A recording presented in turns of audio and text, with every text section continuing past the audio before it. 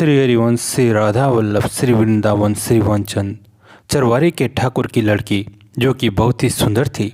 इसके माता पिता को बहुत प्रयास करने पर पुत्र प्राप्त नहीं हुआ, पुत्री हो गई। उन्होंने सबसे ये बात छुपा कर रखी कि हमें पुत्री हुई है। उन्होंने बचपन से ही उस पुत्री को पुरुष जैसे कपड़े पहनाए, बोलचाल भी लड़के जैसे सीख रखी थी। जब विवाह का समय आया तो माँ बाप ने सत्य बात किसी से कही नहीं, क्योंकि उनकी इज्जत पानी में मिल जाती। अब उनकी पुत्री जिसे उन्होंने पुरुष की तरह बनवा रखा था, उसका विवाह एक स्त्री के साथ हो गया था। विवाह के बाद सच सामने आ गया, यह तो स्त्री है ना कि कोई पुरुष। परंतु विवाह हो चुका था, लोग करते ही क्या, स्त्री का विवाह स्त्री से हो गया। एक दिन जब गोस्वामी जी उधर से निकले तब लोगों ने उन्हें घेर लिया और प्रार्थना की कि इस कन्या की रक्षा कीजिए। गोस्वामी जी ने श्री रामचरितमानस का नवा पाठ किया और वो स्त्री से पुरुष बन गए। ये देखकर गोस्वामी जी का शरीर पुलकित हो गया और उनके मुंह से अतकीर्तन की जय जय सीताराम निकल गया। गोस्वामी जी दिल्ली पहुँचे। बादशाह ने दरबार में बुलाकर कहा कि कोई चमत्कार दिखाओ। गोस्वामी जी ने कहा कि मुझे कोई चमत्कार मालूम नहीं। बादशाह ने खींचकर उन्हें कैद कर लिया। जेल में जाते ही ऐसी तो ही न बूझिए हनुमान हटीले पद की रचना की। फिर क्या हुआ, बांदरों ने बड़ा उत्पात किया, महल में कोहराम मच गया। बादशाह को बड़ी चोट आई। फिर तो तुरंत गोस्वामी जी को जेल से छोड़ दिए गए और बड़ा अनुनय विनय करके उनसे अपराध क्षमा कराया। बादशाह ने बड़े सम्मान के साथ उन्हें विदा किया। श्री नाभादास जी ने भक्तों की माला भक्तमाल की रचना की। अब माला का सुमेरु का चयन करना कठिन हो गया। किस संत को सुमेरु बनाए, इस बात का निर्णय कठिन हो रहा था। पूज्य श्री अग्रदेवाचार्य जी से के चरणों में प्रार्थना करने पर उन्होंने प्रेरणा की कि वृंदावन में भंडारा करो और संतों का उत्सव करो। उसी भंडारे उत्सव में कोई न कोई संत सुमेरु के रूप में प्राप्त हो जाएगा। सभी तीर्थ धामों में संतों को कृपापूर्वक भंडारे में पधारने का निमंत्रण भेजा गया। काशी में 80 घाट पर श्री तुलसीदास जी को भी निमंत्रण पहुंचा था, परंतु उस समय वे काशी में नहीं थे। उस समय वे भारत के तत्कालिक बादशाह अकबर के आमंत्रण पर दिल्ली पधारे थे। दिल्ली से लौटते समय गोस्वामी तुलसीदास जी वृंदावन दर्शन के लिए पहुँचे। वे श्री वृंदावन के में कालीदह के समीप श्री राम गुलेला नामक स्थान पर ठहर गए।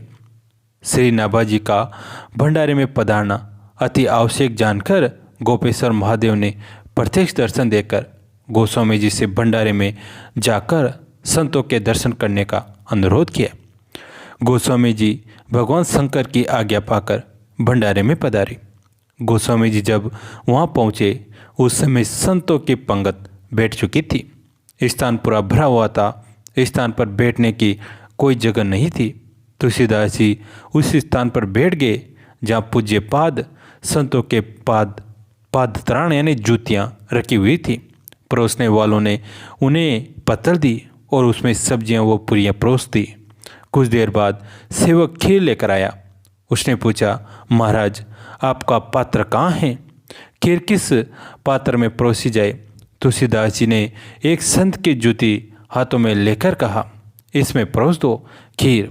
यह सुनते ही खीर परोसने वाला क्रोधित होकर उठा और बोला, अरे राम राम राम, कैसा साधु है जो कमंडल नहीं लाया, खीर पाने के लिए अपना पात्र लाओ।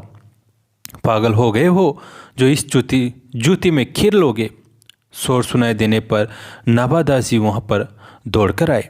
उन्होंने सोचा कहीं किसी संत का भूल कर भी अपमान न हो जाए। नाभादास जी ये बात नहीं जानते थे कि तुलसीदास जी वृंदावन पधारे हुए हैं। उस समय संत समाज में गोस्वामी जी का नाम बहुत प्रसिद्ध था। यदि वे अपना परिचय पहले देते तो उन्हें सिंहासन पर बैठाया जाता, परंतु धन्य है गोस्वामी जी का धन्य।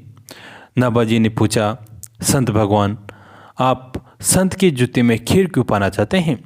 ये प्रश्न सुनते ही गोस्वामी जी के नेत्र भर आए।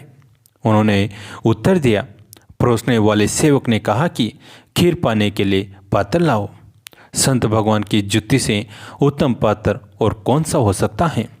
जीव के कल्याण का सरल श्रेष्ठ साधन है कि उसी अकिंचन भक्त की चरण रज प्राप्त हो जाए। प्रहलाद जी ने कहा है, न अपने आप बुद्धि भगवान में लगते हैं और न किसी के द्वारा प्रेरित किए जाने पर लगते हैं। तब तक बुद्धि भगवान में नहीं लगती जब तक किसी अकिंचन प्रेमी रसिक भक्त की चरण रज मस्तक पर धारण नहीं हो की जाती। ये ज्योति परम भाग्यशालिनी है। इस ज्योति को न जाने कितने समय से संत के चरण की रज लगती आई है और केवल संत चरण रज की नहीं अपितु पवित्र व्रज रज की इस ज्योति पर लगी है। ये रज खीर के साथ शरीर के अंदर जाएगी तो हमारा अंतःकरण पवित्र हो जाएगा। संत की चरण रज में ऐसी श्रद्धा देखकर नाभा जी के नेत्र भर आए। उन्होंने नेत्र बंद करके देखा तो जान गए कि ये तो भक्त चरित्र प्रकट करते समय भक्तमाल लेखन के समय हमारे ध्यान में पधारे हुए महापुरुष हैं। नाभा जी ने प्रणाम करके कहा, आप तो गोस्वामी श्री तुलसीदास जी हैं। हम पहचान नहीं पाए। गोस्वामी जी ने कहा, हाँ, संत समाज में दास को इसी नाम से जाना जाता है। परोसने वाले सेवक ने तुलसीदास जी के चरणों में गिरकर समायाचना की। सभी संतों ने गोस्वामी जी की अद्भुत दीनता को प्रणाम किया। इसके बाद श्री नाभादास जी ने गोस्वामी तुलसीदास जी को सिंहासन पर विराजमान करके पूजन किया और कहा कि इतने बड़े महापुरुष होने पर भी ऐसी दीनता जिनके हृदय में है, संतों के प्रति ऐसी श्रद्धा जिनके हृदय में है, वे महात्मा ही भक्तमाल के सुमेरु हो सकते हैं। संतों की उपस्थिति में नाभादास जी ने पूज्य पाद गोस्वामी जी को भक्तमाल सुमेरु के रूप में स्वीकार किया। जो भक्तमाल की प्राचीन पांडुलिपियाँ जो हैं उनमें श्री तुलसीदास जी के कवित्व के ऊपर लिखा है, भक्तमाल सुमेरु श्री गोस्वामी तुलसीदास जी महाराज। वहाँ से गोस्वामी जी नाभा जी को साथ लेकर श्री मदन मोहन जी के दर्शन करने गए। गोस्वामी जी ने भगवान श्री मदन मोहन से प्रार्थना की, प्रभु आपकी यह छवि अवर्णनीय है, परंतु सच्ची बात तो यह है कि भगवान श्री राम मेरे इष्ट देव हैं। का बरनौ छवि आज की भले बने हो नाथ, तुलसी मस्तक तब नवे जब धनुष बाण ले हो हाथ। उस समय तुलसीदास जी की दृष्टि प्रेम में पगी हुई थी। भक्त की भावना प्रार्थना को स्वीकार कर श्री कृष्ण ने हाथ में धनुष बाण ले लिया और श्री राम रूप में दर्शन दिया। अपने मन के अनुरूप अपने इष्ट की शोभा सुंदरता जब आपने देखी तो इन्हें अत्यंत ही प्रिय लगी।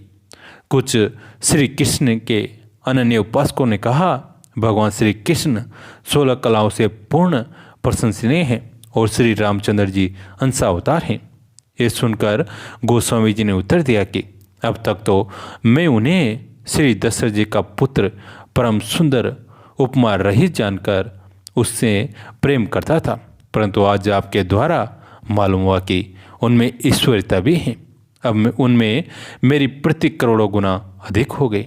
वहाँ से आगे चलकर अनेक प्राणियों का उद्धार करते हुए लोगों को अपने धर्म में स्थिर और भगवान की ओर बढ़ाते हुए वे अयोध्या आए। कैसी लगी आज की कथा कमेंट में ज़रूर बताएं। दोस्तों, इस कथा को अपने दोस्तों के साथ, फैमिली के साथ शेयर जरूर करें। कथा अंत तक सुनने के लिए आप सभी का तहे दिल से धन्यवाद।